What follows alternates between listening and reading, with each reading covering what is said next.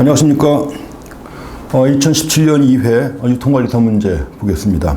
이번 시간은 2과목 상권 분석 보시겠습니다. 상권 분석은 되게 범위가 좁아서 늘 나오는 문제가 반복 출제가 되고 있습니다. 그래서 이번에도 20문제 중에서 2문제 정도가 새로 나온 문제라고 볼 수 있고 나머지는 다 과거에 자주 나왔던 문제들입니다. 어떤 문제 나왔는지 보시겠습니다.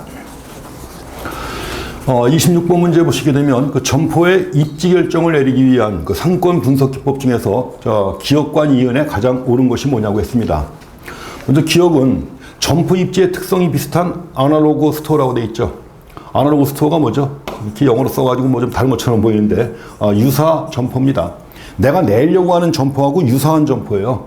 그러니까 유사 점포에 자료를 구할 수 있을 만큼 충분한 점포가 있어야 한다. 또 한 가지 마찬가지로 이은도 유사한 상권을 가진 점포들의 표본을 충분히 구할 수 있어야만 분석이 가능하다는 겁니다. 그러니까 이 데이터가 충분히 있어야 된다는 거죠. 그래서 두 가지 모두 점포 수가 많지 않아 필요한 만큼의 점포 관련 자료를 수집하기 어려운 개인 점포 같은 경우에는 현실적으로 적용 가능성이 매우 낮다고 했는데, 이거 유사 점포의 자료를 갖다가 구해가지고 입지 결정을 내린다고 하면 이게 바로 뭐죠? 유추법이죠. 애플바움의 유추법을 얘기하는 것이고, 또 한 가지 표본을 충분히 구해서 분석할 수 있는 것이 바로 뭐죠? 회귀분석법입니다. 우리가 회귀분석을 하려면 그 데이터를 가지고 산포도 그립니다. 스캐터 다이아그램이라고 하는 산포도를 갖다 그려가지고 그 점들을 통과하는 회귀선을 갖다 찾는 거예요. 그래서 이걸 바탕으로 해가지고 분석하는 것이 회귀분석법입니다.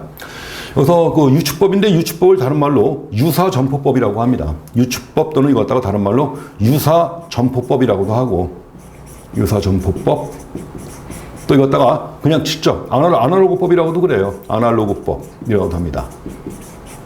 그래서 유추법이라고 과거에 많이 나왔었는데 최근 들어와가지고 유사점포법 또는 아날로그법이라고 합니다.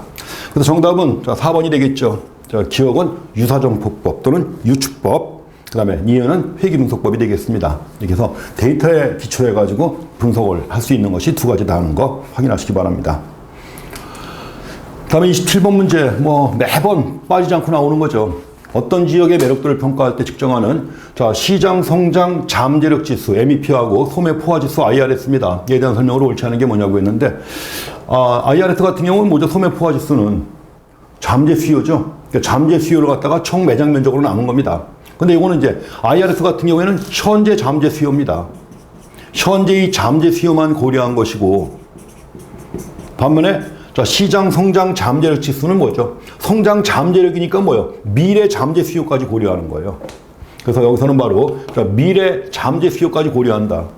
그럼 미래 잠재 수요까지 고려한다고 하면 중요한 게 뭐냐면, 현재 이 지역에 거주하고 있지만 이 지역에서 쇼핑하지 않고 다른 지역에 가서 쇼핑하는 사람들 있죠. 거주는 하고 있지만 다른 지역 가서 쇼핑한다는 얘기예요. 그래서 이 사람들 갖다 만약에 미래에 이 지역으로 끌어올 수만 있다면 그만큼 성장 잠재력이 크다는 거죠.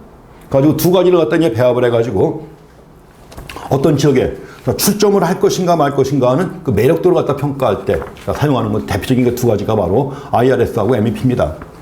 그래서 먼저 1번에 어떤 지역에서 특정 소매 업종의 당위 매장 면적당 잠재 수요입니다. 그래서 잠재 수요를 매장 면적으로 나눈 거죠. 이게 IRS입니다. 1번 맞고요. 다음에 2번에 점포가 초과 공급되어 매력적인 시장이 아닌 경우에 IRS는 낮게 나타난다고 했는데 맞습니다. IRS가 높을수록 뭐예요? 매력적인 거죠. 왜냐하면 IRS가 높다는 얘기는 그만큼 뭐예요? 매장 면적당 잠재 수요가 많다는 거죠. 수요는 충분히 있는데 공급이 적다는 거죠. 그래서 원래 수요와 공급을 함께 측정할 수 있는 겁니다.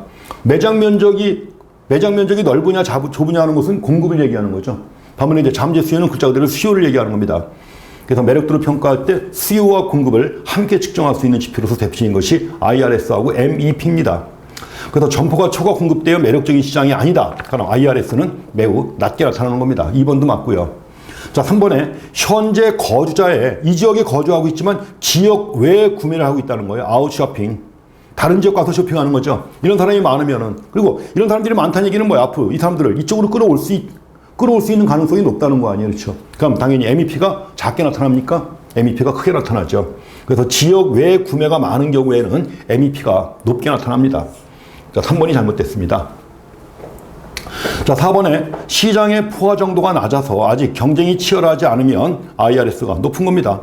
경쟁이 치열하지 않으니까 뭐 이 지역은 매력적이죠.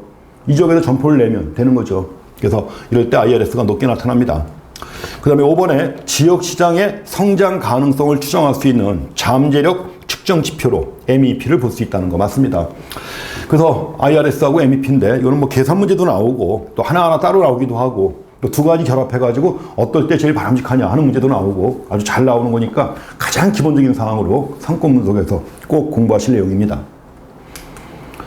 다음에 28번입니다. 뉴턴의 만유인력 법칙이죠. 그냥 만유인력을 원용한 게 아니라 만유인력 법칙이죠. 그래서 뉴턴의 만유인력 법칙은 뭡니까? 이 세상에 존재하는 모든 것들은 끌어당기는 힘이 있다는 거예요. 물체끼리 끌어당기는 힘이 있다. 그걸 인력이라고 하는 거죠. 만유인력, 존재하는 모든 것들은 서로 끌어당기는 힘이 있다는 겁니다.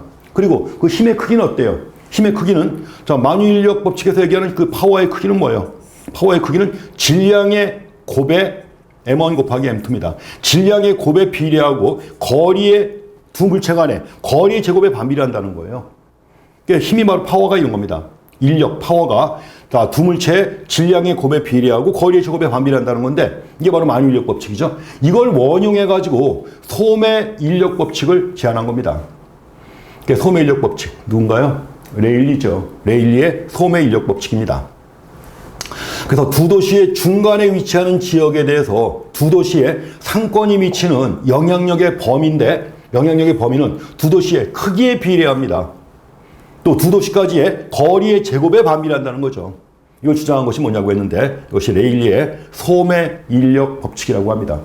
인력이죠. 사실은 끌어당기는 힘이에요. 두 도시가 미치는 영향력의 크기니까 인력인데 이걸 흔히 그래비티 해가지고 중력으로 나오는 경우가 많이 있습니다. 중력은 지구 중심에서 끌어당기는 힘을 얘기하는 거죠.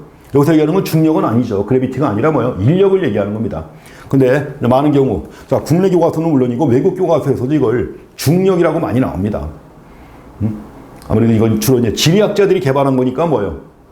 중력 같은 걸 잘 모르는 모양입니다. 중력과 인력을. 그래서 어쨌든 간에 중력이라고 나오기도 하고 인력이라고 나오기도 하니까 그냥 그러려니 하고 찾으시면 됩니다. 자, 정답은 레일리입니다. 레일리의 소매인력 법칙.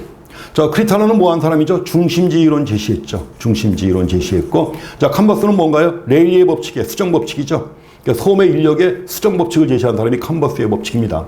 애플바움의 유축법이 있고요. 허프의 확률 법칙이 있죠. 확률적 모형을 제시한 학자입니다. 이렇게 해가지고 여러 가지 상권의 경계와 관련해가지고 여러 학자들의 이름과 이론들 잘 확인하시기 바랍니다.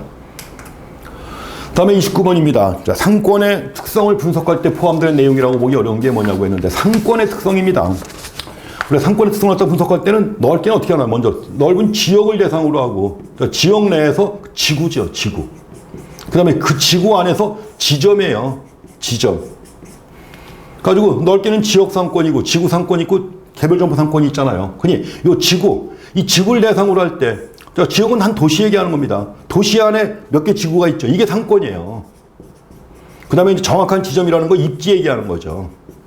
그래서 여기서 이제 상권 분석이라고 할 때는 한 지역 안에서 어떤 특정 지역의 여러 가지 특성들을 파악하는 겁니다. 그럼 특정 지역의 특성을 파악할 때 뭘 따져야 돼요? 인구 통계적 특성, 그 지역의 경제적 상황 분석 필요하죠. 상권 내 도로나 지하철 등의 교통 관련된 인프라에 대한 분석도 필요하죠. 유통산업의 추세 분석, 이거는 뭐예요? 거시적인 겁니다. 나라 경제 전체를 대상으로 하는 거예요. 거시적이라고 합니다. 매크로. 그래서 매크로 해가지고 나라 경제 전체에 대해서 산업의 추세를 갖다 분석하는 것이기 때문에 상권과는 전혀 관련이 없는 겁니다.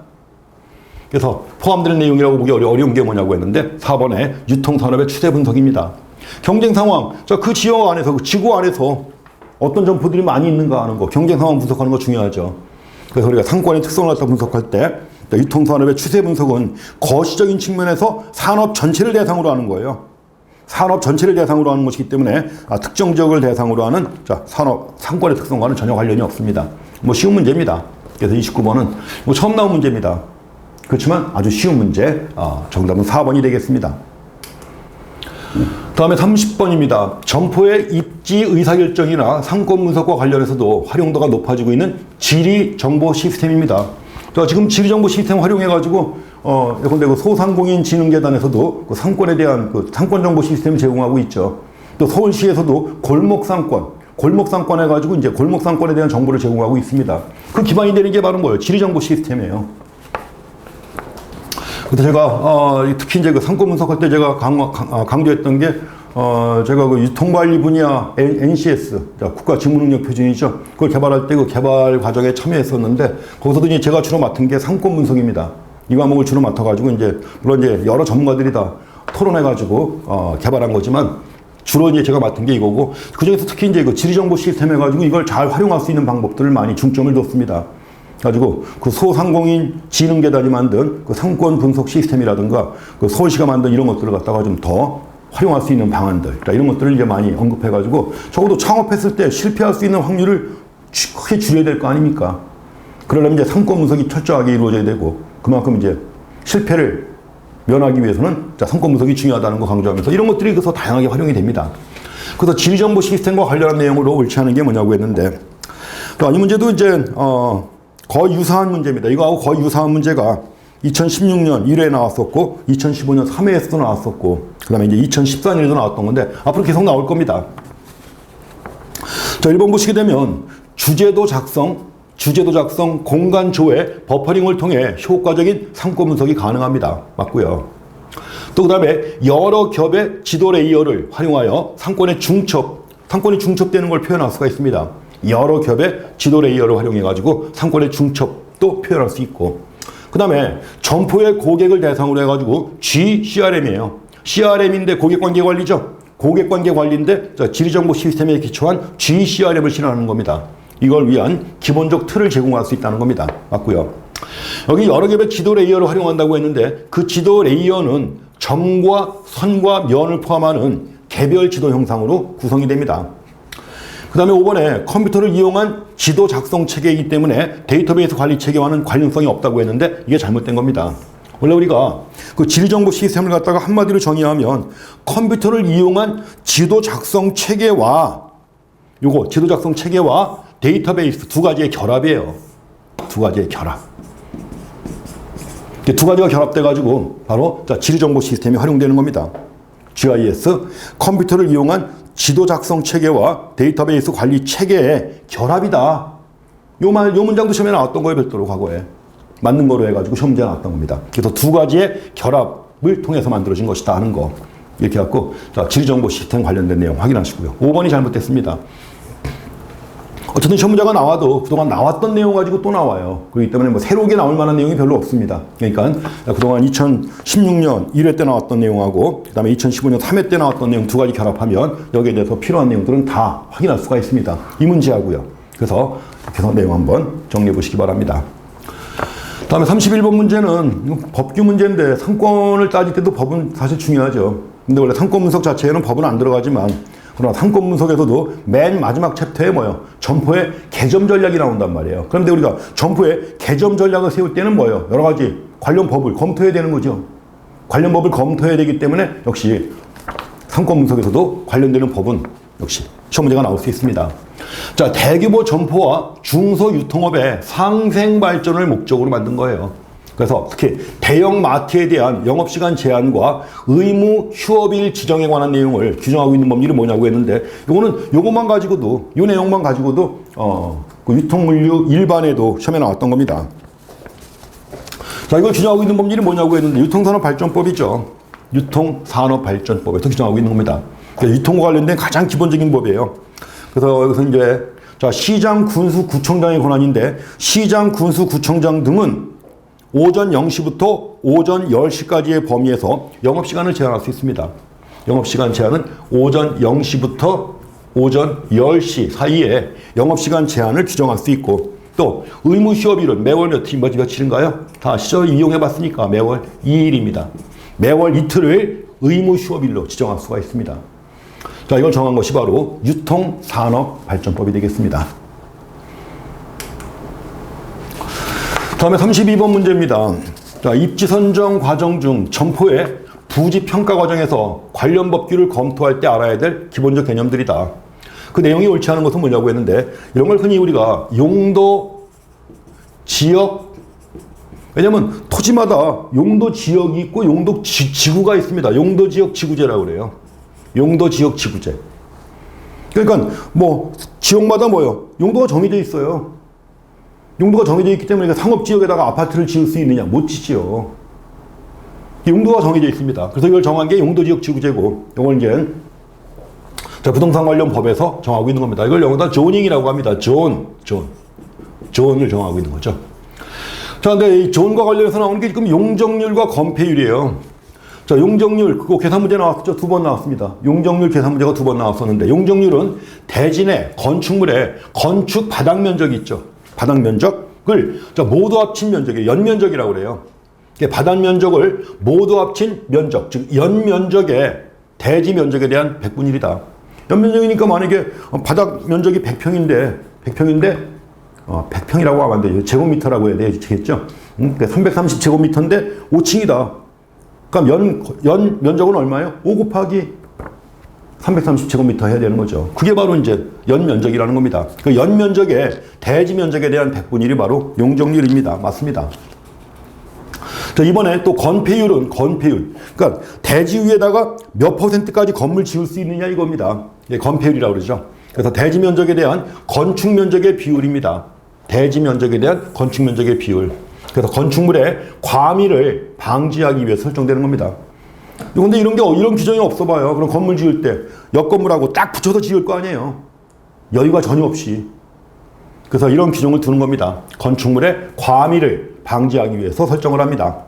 자, 3번에 도시지역은 토지 이용의 목적에 따라 주거지역과 상업지역과 공업지역 또 녹지지역으로 구분합니다. 맞고요. 자, 4번에 그 상업지역은 이제 도시지역, 상업지역인데 상업지역은 중심 상업지역하고 일반 상업지역과 근린 상업지역 또 유통 상업지역으로 세분화가 됩니다. 그 다음에 5번 보시게 되면 관련 법률에서 허용하는 용적률의 기준은 자, 상업지역 지금 4가지가 있습니다. 4가지가 있는데 자, 상업지역의 유형에 따라 다르지만 건폐율은 동일하다고 했는데 아닙니다. 용적률도 다르고 건폐율도 다 달라요. 그런데 건폐율 따지면 중심 상업지역은 건폐율이 90%입니다. 그 다음에 일반 상업지역은 건폐율이 80%예요. 자, 근린 상업지역은 건폐율이 70%입니다. 다 달라요. 용적률도 다릅니다. 용적률은 뭐예요? 용적률은 1500%예요. 중심 상업지역은 1500%. 그러니까 1500%라는 얘기는 결국 뭐예요? 층수 제한이 있다는 거죠. 몇 층까지 올릴 수 있는지 층수의 제한을 가하는 거예요. 그리고 이제 일반 상업지역은 1300이고 이건 900%고 다 다릅니다. 그래서 상업지역의 종류에 따라 건폐율, 용적률 다 다릅니다. 이게 잘못됐죠? 그래서 이 문제도 이제 새로 나온 문제입니다. 그동안 뭐 용적률 계산 문제 2번 나왔었고 하지만 이 문제 자체는 새로 나온 거니까 32번 문제 그렇게 해서 문제통에서 또 나올 수도 있는 내용이니까 확인하시기 바랍니다. 나왔던 문제가 글자 한자 안 틀리고 똑같이 나오는 경우도 굉장히 많잖아요. 그렇기 때문에 이것도 또 나올 수 있는 내용 중에 하나입니다. 다음에 33번 문제입니다. 점포의 입지 조건 평가 과정에서 유동인구 및 교통통행량 조사하죠. 이와 관련된 일반적인 설명으로 가장 옳지 않은 게 뭐냐고 했는데 가장 쉬운 내용 중에 하나입니다. 근데 주의해야 될 내용이고 이것도 이제 2016년 1회 시험에 한번 나왔었고 또 그 전에 2011년에도 나왔던 겁니다. 자, 1번 보시게 되면 유동인구의 동선은 일반적으로 출근 동선보다는 뭐예요? 퇴근 동선을 중시해서 조사하는 것이 좋다. 출근할 때 누가 쇼핑하나요? 출근할 때 쇼핑하는 게 있나요? 거의 없죠. 그래서 이제 대개 퇴근 동선을 중심으로 해서 조사하는 것이 바람직합니다. 그 다음에 이번에 유동인구의 조사 시간은 특정 시간보다는 영업시간대를 고려하는 것이 바람직합니다. 특정 시간보다 어떤 영업시간대를 고려해가지고 유동인구를 조사하는 게 필요하고요. 자, 3번에 승용차, 버스, 화물차 등으로 차량의 유형을 구분해가지고 교통통행량을 분석할 때 차량의 유형을 구분해야 돼요. 차량의 유형을 구분해가지고 분석하는 것이 바람직합니다. 자, 4번의 조사 위치는 기본적으로 점포 앞보다는 점포에서 일정 범위에 있는 여러 지점에서 하는 것이 더 바람직하다고 했는데 자, 통행량 조사하고 유동인구 조사하는데 뭐가 중요한 거예요? 점포 앞을 얼마나 통행하는 얘기가 중요한 거죠. 특별한 목적 없이 점포 앞을 통행하다가도 점포에 들어올 수 있는 거니까 그 점포에 들어올 수 있는 인원이 얼마가 되는가 이걸 따져야 되는 건 당연히 뭐예요? 점포 앞에서 해야 되는 겁니다. 앞에서. 그래서 조사할 때는 기본적으로 점포 앞에서 해야 되는 겁니다. 그리고 점포 앞을 지나는 통행량이라고 하더라도 모든 방향에 대해서 각 방향을 기준으로 해가지고 통행량을 분리해서 조사하는 것이 바람직합니다. 자, 4번이 잘못됐습니다. 그 다음에 주중과 주말과 휴일 등을 구분해서 조사 일정을 편성하는 게 바람직합니다. 다 다르니까요, 통행량이. 유동인구량도 다르고. 그래서 주중, 주말, 휴일 구분해가지고 또 시간대도 구분해가지고 조사하는 것이 바람직합니다. 그래서 유동인구 및 교통통행량 조사. 자, 상권분석에서 가장 기초가 되는 작업이에요. 그렇기 때문에 이제 시험 문제에서도 꾸준히 나오고 있는 내용입니다. 다음에 34번 문제입니다. A시의 인구는 12만 명이고 B시의 인구는 3만 명이다. 자, 두 도시가 서로 30km의 거리에 떨어져 있는 경우 두 도시 간의 상권 경계는 A시로부터 얼마나 떨어진 곳에 형성되는가. 컨버스의 상권 분기점 분석법을 이용해 계산하라고 그랬습니다. 자, 이거 굉장히 많이 나오는 겁니다. 최근에만도 그냥 뭐 2013년 이후만 해도 5번인가 나왔어요. 거의 똑같은 문제가.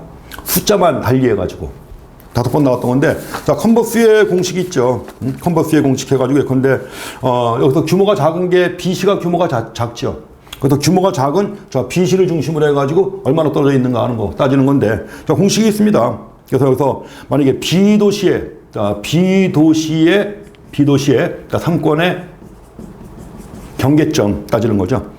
그 상권의 한계점이라. 그래서 디스턴스 B시입니다. B시 해가지고 이걸 구하는 공식이 있죠. 2시간의 거리 D입니다. 30km예요. 30km고 여기다가 1 더하기 루트. 자, 2시의 인구를 집어넣어야죠. 인구를 집어넣어야 되는데 여기서는 자, B시의 인구분의 A시의 인구입니다. 이렇게 구하는 거예요. 그래서 B도시로부터 봤을 때 상권의 경계점 구할 때는 이 공식이 이렇고, 만약에 A도시로 봤을 때는 뭐예요? A도시로부터 봤을 때는 DA고 여기 안에 들어가는 게 PA분의 PB가 되겠죠. 이렇게 해가지고 이게 컨버스의 상권 분기점 공식입니다. 이렇게 해서 구하게 되면 이 값이 얼마가 나오냐면 DB가 얼마가 나오면 10km가 나와요. 이게 DB 구하면 10km가 나옵니다. 그럼 전체가 30km인데 그 두 사이의 거리가 뭐예요? 두 사이의 거리가 30km니까 20하고 10하고 나눠진다는 거죠. 그래서 여기서 A시로부터 얼마나 떨어진 곳에 위치하는가 그랬는데, A시로부터는 얼마나 떨어져 있어요? 20km가 떨어져 있죠.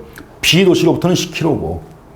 근데 이건 그냥 쉽게 구하면 됩니다. 이것도 공식 집어넣어갖고 구할 게 아니라,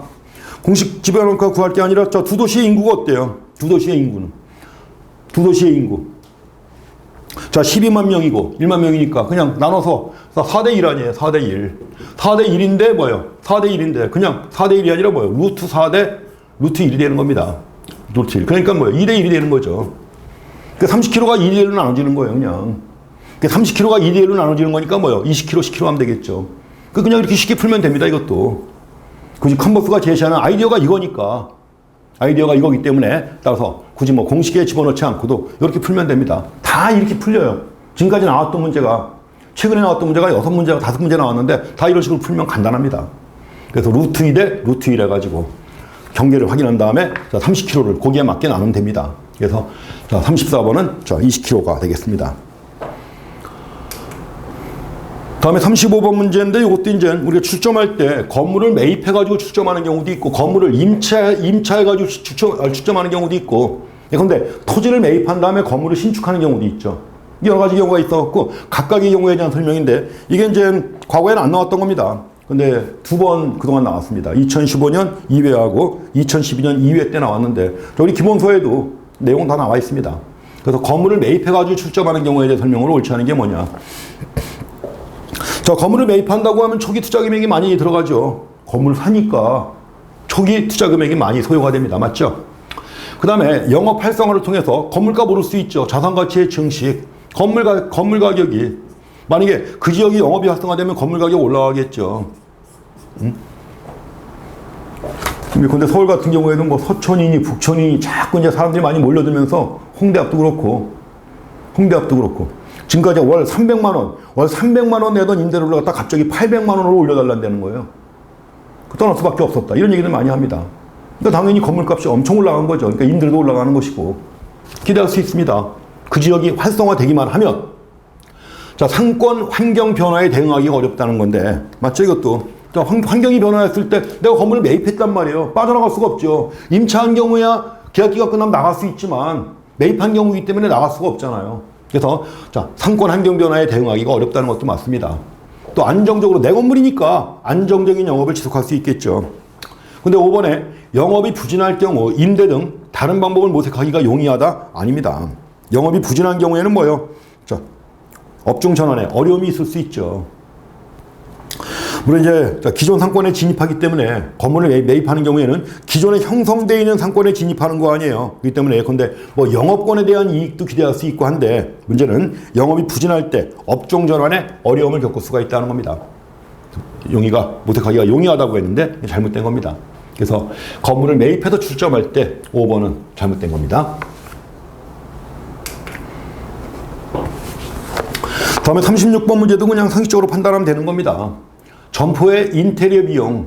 사실은 이게 우리가 장사가 안 돼갖고 나갈 때 제일 크게 타격받는 게 뭐죠? 권리금하고 인테리어 비용입니다.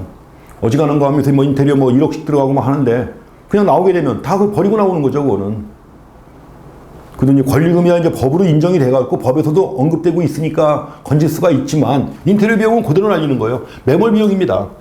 원래 매몰 비용이라는 게 뭐냐 하면 돈은 이미 나갔습니다. 나간 돈이지만 뭐요? 회수할 수 없는 비용을 얘기하는 거예요. 돈은 이미 지출됐지만 그러나 회수할 수 없는 비용, 이런 비용을 매몰 비용이라고 하는 겁니다.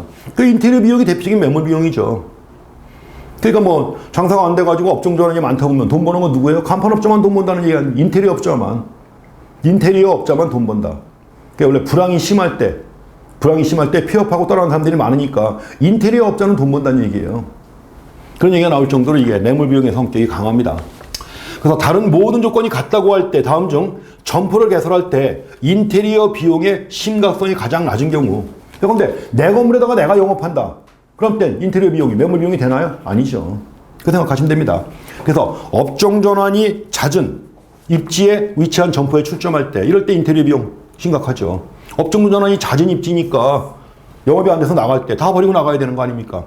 근데 직접 소유한 점포에 출점하는 경우 있죠. 내 점포예요. 내 점포에 내가 출점한다. 이럴 때는 인테리어 비용 걱정할 게 없죠. 제일 낮은 경우입니다. 이겁니다. 계약 기간을 정해서 임차한 점포에 출점할 때도 매몰 비용이 될 수가 있고 합작해서 출점하는 경우 또 매각 후 매입자가 임대한 건물에 출점하는 경우 이럴 때는 다 인테리어 비용이 매몰 비용이 되는 것이고 자, 인테리어 비용의 심각성이 높은 경우입니다. 그래서 여기 나와 있는 것 중에서 인테리어 비용의 심각성이 가장 낮은 경우는 직접 소유한 점포에 출점하는 경우입니다. 그냥 상식적으로 쉽게 판단할 수 있는 거죠. 36번 정답 2번인데 이것도 어쨌든 간에 새로 나온 문제입니다. 한 번도 안 나왔던 문제 처음 나온 거예요. 자, 37번 넬슨 반가운 문제죠. 뭐 수도 없이 많이 나옵니다. 넬슨은 점포 입지의 성공적인 선정을 위해 적용할 수 있는 8개 원칙을 제시합니다. 넬슨의 소매 입지의 원칙 8가지입니다. 근데 이때 자, 상호 보완 관계에 있는 점포가 인접해 있어요. 보완 관계에 있는 점포가 인접함으로써 고객 흡인력을 높이게 될 가능성을 뭐라고 하느냐 그랬는데 이게 바로 뭡니까? 자, 누적적 흡인력을 얘기하는 거죠. 흡인력인가요? 누적적 흡인력? 그 주의할 게 2가지입니다. 누적적 흡인력하고 가지고 양립성 2가지를 갖다 주의하셔야 돼요. 여기서는 상호 보완 관계에 있는 점포가 인접해 있어요. 인접해가지고 뭐요? 고객 흡인력을 높이게 된다고 그랬죠. 이것도 뭐야? 양립성의 원칙을 얘기하는 겁니다. 양립성의 원칙 해가지고, 자, 컴패터빌리티라고 하는 겁니다. 그래서 주로 이제 보완제의 성격이 강한 경우 있잖아요. 이럴 때 이제 같이 가까운 데 입점함으로써 고객 흡인력을 높인다는 겁니다. 양립성의 원칙이 되겠습니다. 뭐 다 잘 나와요. 근데 이제 특히 제일 많이 나오는 게 이겁니다. 제일 많이 나오는 게 누적적 흡인력하고 양립성하고 잘 나오고. 그래서 이건 절대 틀리면 안 되는 겁니다. 자, 그렇게 간단하게 보시면 되겠고요. 다음에 38번. 자, 공간 균배 원리. 원래 공간 균배 원리라고 하는 게 이제 페터가 주장한 겁니다. 자, 페터가 주장한 건데, 어떤 점포 하나가 있어요. 근데 새로운 점포가 또 하나 들어옵니다. 근데 두 점포가 나란히 같이 붙어 있어도 그렇고, 떨어져 있어도 그렇고, 둘 사이에 주어진 공간을 똑같이 나눈다는 얘기예요, 결국. 똑같이 나눈다는 걸, 자, 공간 균배. 균배라는 말이 똑같이 나눈다는 얘기예요. 균등하게 배분한다.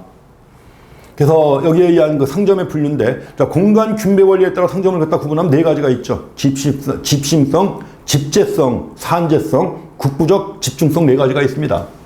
아주 쉬운 문제고 여러 번 나왔던 거지만 쉬운 문제입니다. 자, 집심성 점포는 뭐죠? 배우지의 중심지. 자, CBD에 입지해야만 바람직한 겁니다. 그래서 배우지의 중심지에 입지해야만 바람직한 점포를 집심성 점포라고 합니다.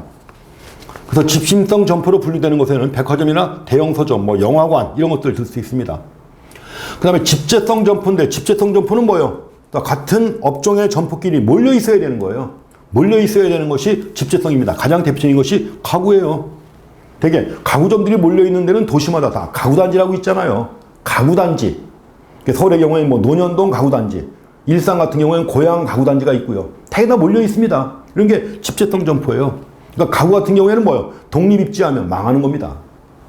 그래서 가구점이라든가 기계기구점이라든가 전기용품점 이런 것들 다 몰려 있습니다. 헌책방 같은 거 있죠. 헌책방 다 몰려 있잖아요. 그렇죠? 이런 것도 다 집재성 점포에 포함되는 겁니다. 자, 4번에 산재성 점포는 같은 업종이 좁은 지역에 서로 가까이 있어야 유리하다. 가까이 있으면 다 망하는 겁니다. 그래서 같은 업종이 좁은 지역에 서로 가까이 있어야만 유리한 상점. 이건 집재성이고, 반면에 산재성 점포는 분산 입지해야만 되는 점포예요. 잘못됐습니다. 4번이 틀렸습니다. 5번에 국부적 집중성 점포는 어떤 특정 지역에 같은 업종끼리 국부적 중심지에 입지해야만 유리한 상점을 국부적 집중성 점포라고 하는 거죠. 그런데 도시가 있다고 하면 여기 어촌이 있고 농촌이 있습니다. 그럼 어촌으로 연결되는 길목 있잖아요. 농촌에 연결되는 길목 있죠. 이런 데 위치하는 거예요. 그럼 당연히 어촌에서 필요한 여러 가지 어구점이나 이런 것들을 이를 사러 온다는 얘기죠. 마찬가지로 농촌에서 필요한 여러 가지 농기계 판매점 아니면 뭐 이런 것들 다 여기 몰려 있어야 돼요. 비료점, 종묘점 다 몰려 있단 말이에요. 이런 것들이 국부적 집중성 점포가 됩니다. 자, 그래서 페터의 공간 균배 원리에 따른 그 상점의 분류인데 이것도 가장 기본적인 내용 중에 하나가 되겠습니다. 그다음에 39번 보시면 자, 선매품의 경우 선매품은 여러 점포를 통해서 가격과 디자인, 품질 이런 걸 비교한 다음에 구매하는 물건이 선매품입니다. 그래서 선매품의 경우 점포의 상권 크기에 영향을 미치는 요인에 대한 설명으로 가장 옳지 않은 게 뭐냐고 했습니다. 선매품입니다. 그래서 선매품의 경우에는 여러 점포를 통해서 비교해 봐야 된단 말이에요. 가구점처럼. 저 가구점도 뭐예요? 여러 점포를 통해서 디자인 이런 것들을 다 비교한 다음에 구매한단 말이에요. 가까이 입지해야 되는 거죠. 가구단지처럼. 가구도 선매품이죠. 여성 의류 같은 것들, 이런 것들. 그래서 가장 옳지 않은 게 뭐냐고 했는데 경쟁 점포들이 인근에 많이 몰려 있을수록 점포의 상권을 좁힌다? 아니죠. 그런데 논현동만 가구단지가 있다면 서울 전역에서 다 논현동으로 온단 말이에요. 가구 사러. 그러니까 여러 점포를 돌면서 비교한 다음에 구매한단 말이에요. 점포의 상권이 커지는 겁니다. 경쟁 점포들이 인근에 많이 몰려 있으면 그만큼 점포의 상권이 넓어지는 겁니다. 1번이 잘못됐습니다. 이번엔 취급 상품이 다양할수록 점포의 상권 넓어지는 거죠. 또 규모가 큰 점포일수록 더 넓은 상권을 가지게 됩니다. 접근성이 좋을수록 상권이 넓어지겠죠.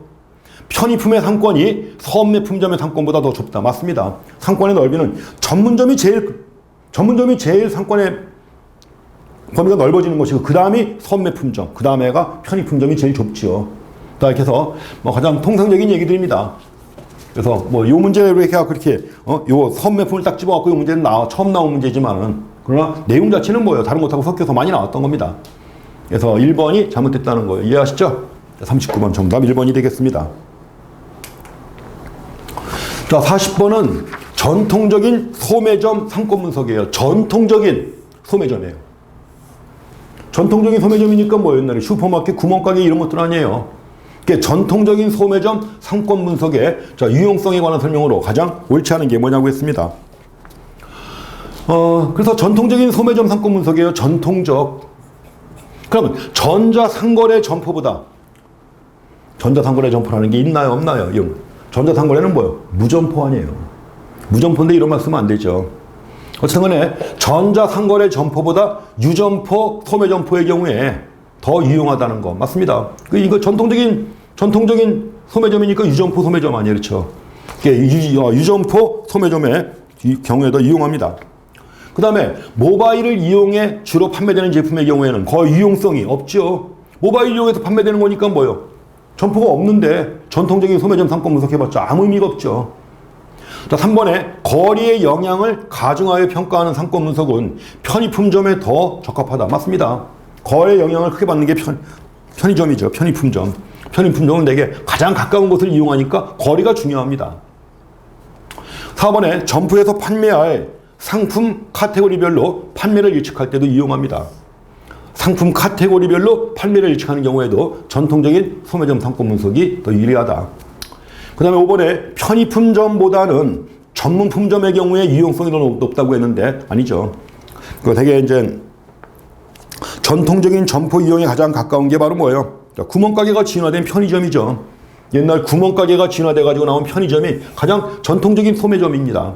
그러니까 전문품점보다는 편의품점에 더 유용성이 높다고 볼 수가 있습니다. 그래서 옳지 않은 것이 뭐냐고 했는데, 자, 5번입니다. 이것도 한번 가만히 읽어보면 다 상식적으로 다 판단할 수 있는 거죠. 그래서 자, 40번 뭐 별 문제 아닙니다. 이렇게 확인하고 지나가시면 되겠고. 다음에 41번 문제입니다. 상세권인데 이것도 참 많이 나온 거죠. 원래 우리가 상권 범위 안에 상권이라고 하지만 여러 가지가 있잖아요. 뭐 상세권도 있고 거래권도 있고 판매권도 있고 여러 가지가 있죠.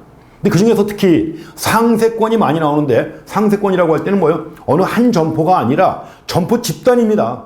점포 집단 해가지고 근데 재래시장처럼 점포가 몰려있는 경우 그 시장 전체 상권이에요. 또 근데 상점가가 있다? 상점가의 경우에도 뭐예요? 그 상점가에 물건 사러 오는 고객들이 퍼져 있는 곳 넓죠. 더. 그래서 상세권이라고 할 때는 점포 집단입니다. 점포 집단. 그래서 가장 옳은 것이 뭐냐고 했는데, 자, 가장 옳은 거 뭐죠? 상세권. 자, 집적된 점포들이죠. 그러니까 집적된 점포들이 고객을 흡인할 수 있는 공간적 범위예요. 그래서 시장이라든가 상점가가 고객을 흡인할 수 있는 공간적 범위. 그러니까 일반적으로 얘기하는 상권보다는 범위가 더 넓죠. 이게 상세권입니다.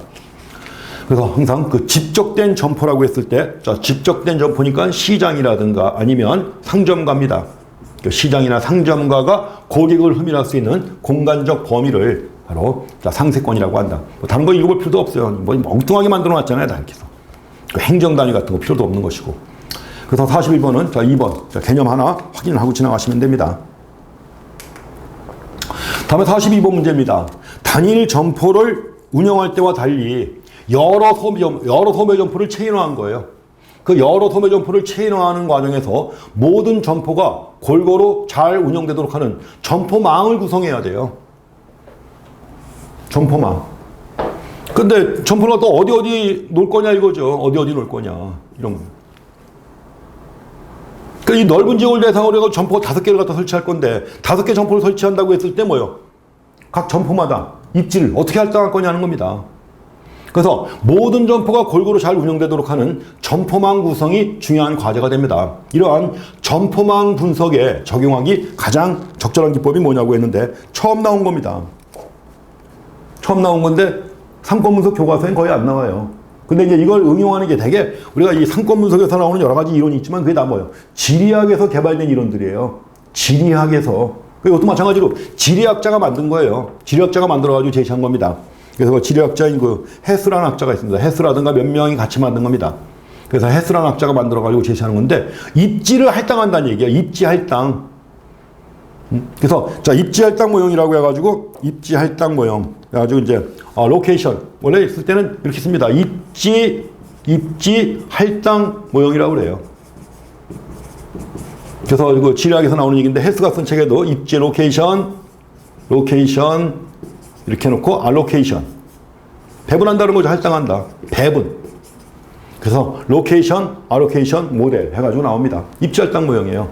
그래서 각 여러 가지 물로 고려해야죠. 뭐 인구가 많이 사는 지역도 있고 적게 있는 지역도 있고 하니까는 뭐예요? 입지를 갖다 고려할 때 이 전체 입지를 갖다가 각 점포마다 할당을 해야만 전체적인 점포망이 환상적으로 구성이 되는 거죠. 자, 이걸 설명하는 게 바로 입지 할당 모형입니다. 자, 문제 통해서 한번 확인하셔야 됩니다. 또 나올 수 있죠. 이제 한번 나왔으니까. 입지 할당 모형 해가지고 점포망 구성과 관련해가지고 분석할 때 적용되는 기법이 입지 할당 모델이다. 하는 겁니다. 자, 다음에 43번 문제인데, 요거는 이제, 이거하고 똑같은 문제가 2015년 2회 때 나왔던 겁니다. 2015년 2회 때 똑같은 문제가 한번 나왔어요. 또 한번 나온 겁니다. 근데 이때 처음 나온 거예요. T센 다각형 모형 해가지고 처음 나온 겁니다. 그래서 이제, 똑같은 문제가 나왔었고, 2016년 2회에서도 역시 유사한 문제가 나왔었고요. 세 번째 나온 겁니다. 그래서 상권 구획 모형이에요, 이것도. 상권 구획 모형의 일종인 T센 다각형에 대한 설명을 옳지 않은 게 뭐냐고 했습니다. 원래 그 T센 다각형이라고 하는 게 상권 구획, 이것도 상권 분할이에요. 상권 구획, 상권 분할이라고 하는 거죠. 상권 분할 관련된 모형입니다. 상권 분할된 관련된 모형해가지고 소비자들이 유사 점포 중에서 선택을 할 때 가장 가까운 점포를 선택한다는 가정하에 만들어진 겁니다. 그건 당연히 그렇죠. 소비자들이 점포를 선택할 때는 가장 가까운 곳에서 선택한다는 전제입니다. 이걸 전제로 해가지고 소매 점포의 매출액을 추정하고자 하는 그런 모형입니다. 가지고 이제 근접구역과 관련해가지고 이제 근접구역 모형인데 그 근접구역 모형 중에 하나가 바로 T센 다각형이라고 하는 겁니다. T센 다각형 해가지고 이 점으로부터 이렇게 나가는 거, 점으로부터 여기서 여기 뭐 이런 식으로 해가지고 나가는. 그러니까 그 점에 따라서 뭐예요? 위치에 따라 여러 개 다각형이 나올 수 있죠. 다각형이에요. 그래서 뭐 특별히 뭐 육각형도 아니고 오각형도 아니고 뭐예요? 상황에 따라서 칠각형 될 수도 있고 그런 겁니다. 이걸 T센 다각형이라고 하는 겁니다. 그래서 일단 옳지 않은 게 뭐냐고 했는데 1번에 최근접 상가 선택가설. 말씀드린 것처럼 뭐예요? 유사 점포를 선택할 때 가장 가까운 점포를 선택한다는 거 아니야? 가장 가까운 점포가 뭐예요? 최근접 상가. 가장 가까운 점포를 선택한다는 거죠. 이 가설에 근거해서 상권을 설정한다는 얘기입니다. 맞습니다. 상권에 대한 기술적이고 예측적인 도구로 사용될 수 있습니다. 상권에 관한 얘기예요. 그 다음에 시설 간의 경쟁 정도를 쉽게 파악할 수 있다는 것도 하나의 특징으로 확인하시기 바랍니다. 근데 4번에 T센 다각형의 크기는 경쟁 수준에 비례한다고 했는데 아닙니다. 이게 잘못된 겁니다. 원래 T센 다각형 가지고 경쟁 수준을 갖다 알 수 있어요. 다각형 모형을 가지고 경쟁 수준을 갖다 알 수 있는데 거꾸로 경쟁 수준이 만약에 높아지게 되면 이겁니다. 경쟁 수준이 만약에 높아지는 경우 있죠. 경쟁 수준이 높아지는 경우에는 다각형이 작아진다는 겁니다.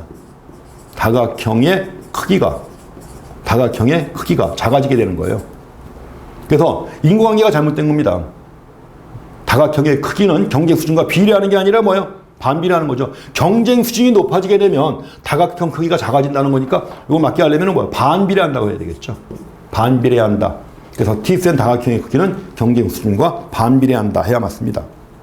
4번이 잘못됐습니다. 5번에 하나의 상권을 하나의 매장에만 독점적으로 할당하는 방법이다. 그런 기법이에요. 요 기본 전제가 되는 두 가지입니다. 그래서 그 T센 다각형 모형도 우리 기본서에 나와 있는 내용 참고해가지고 한번 보시기 바랍니다. 그래도 벌써 세 번째 나온 거니까 또 나올 수 있다는 거죠. 이제 앞으로 안 나왔던 것이 또 새로 들어오면서 시험에서 계속 나오니까 확인하시기 바랍니다.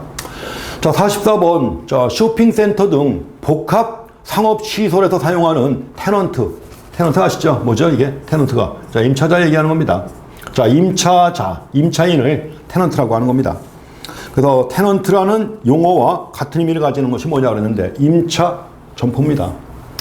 쇼핑센터를 처음에 기획해가지고 만든 사람은 개발업자라고 그러죠. 디벨로퍼라고 합니다.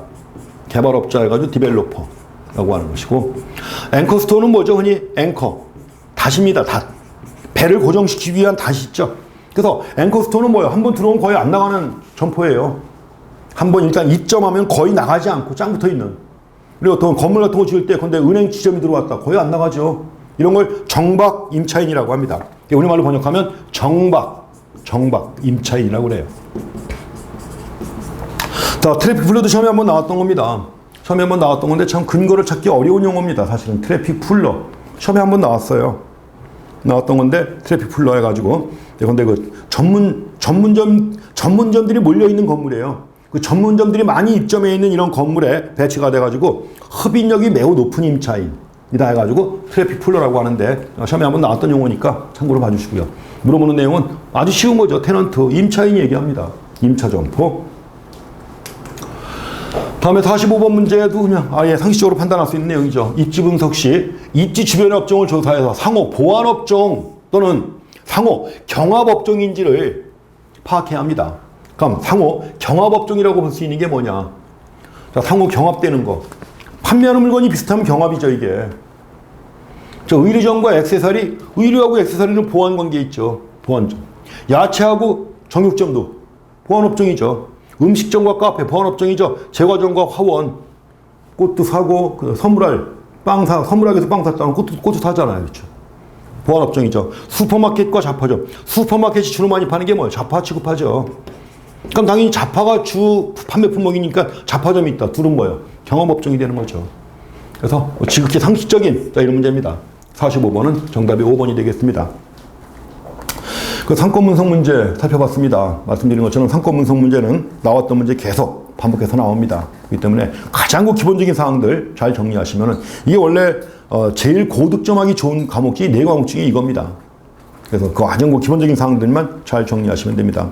특이한 게 항상 나오던 허프의 확률 모형하고 크리스탈러의 중심지론 이 내용이 전혀 안 나온 게 약간 특징적인 겁니다.